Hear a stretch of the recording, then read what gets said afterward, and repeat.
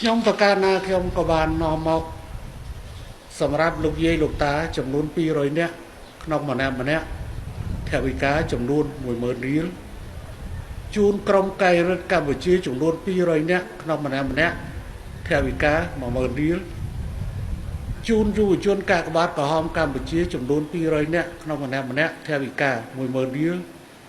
ជូនសិស្សានុសិស្ស2083នាក់ក្នុងម្នាក់សភើ2ក្បាលបិញម្ដើមថវិកា5000រៀល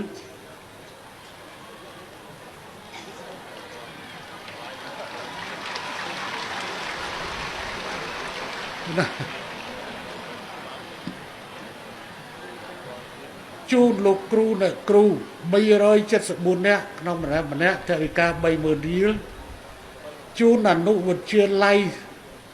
ហ៊ុនសែនស្អាងឃុំព្រៃកយថវិកា500,000រៀល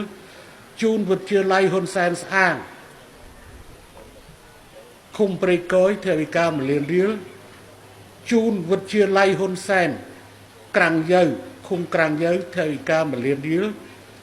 ជូនវិទ្យាល័យហ៊ុនសែនព្រៃអំបិលឃុំព្រៃអំបិលថវិកា1លានរៀលជូនមន្ទីរពេទ្យបង្អែកស្រុកអាងថវិកា2លានរៀលជូនសាលាស្រុកស្អាងថវិកា1លានរៀលជូនក្រុមតន្ត្រីសម័យថវិកា1លានរៀល